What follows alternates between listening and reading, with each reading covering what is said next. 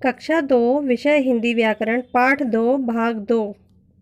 Good morning बच्चों। आज आप पढ़ेंगे हिंदी व्याकरण का पाठ 1 भाषा और व्याकरण। आपने पिछली वीडियो में भाषा के बारे में पढ़ा था कि भाषा किसे कहते हैं।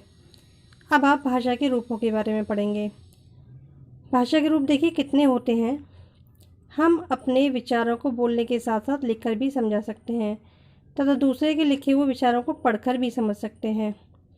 भाषा के 3 रूप होते हैं। कितने रूप होते हैं? भाषा के 3 रूप होते हैं। लिखित रूप, मौखिक रूप, सांकेतिक रूप। ये भाषा के 3 रूप होते हैं। तो आगे देखिए आप।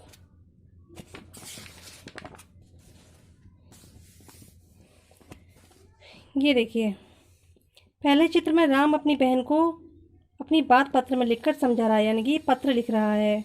और दूसरे चित्र में एक बच्चा दूसरे बच्चे को अपनी बात बोलकर समझा रहा है। ये जो अपनी बात जो इसको बोलकर समझा रहा है, तो इसका मतलब ये भाषा का कौन सा रूप हुआ? मौखिक रूप हुआ। और ये भाषा का लिखित रूप हुआ।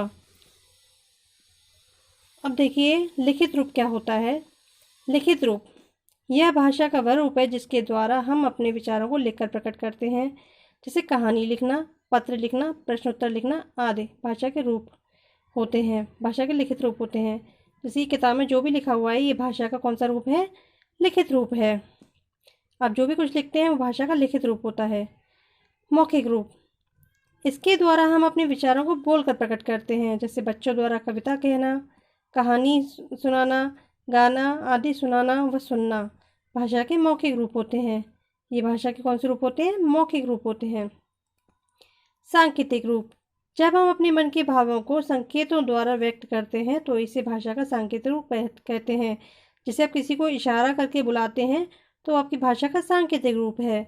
इसमें हम हाथ, सिर तथा आंखों का प्रयोग करते हैं। चौराहे पर खड़ा सिपाही संकेतों द्वारा यातायात को नियंत्रित करता है। कभी कभी संकेतों का सही अर्थ समझना कठिन होता है, इसलिए भाषा का यह रूप अधिक प्रचलित नहीं है। इसका मतलब सांकेतिक रूप को हम ज़्यादातर प्रयोग में नहीं लाते हैं। हम ज़्यादातर भाषा के कौन से रूपों का प्रयोग करते हैं? लिखित रूप और भाषा का मौखिक रूप। यानी कि लिखित रूप तो ये जो किताब में लिखा हुआ है ये लिखित रूप है भाषा का, और जो मैं बोल रही हूँ, जो आप सुन रहे हैं, ये भाषा का मौखिक रूप है। तो अब आप यहाँ तक इस पाठ को पढ़ेंगे और समझने की कोशिश करेंगे।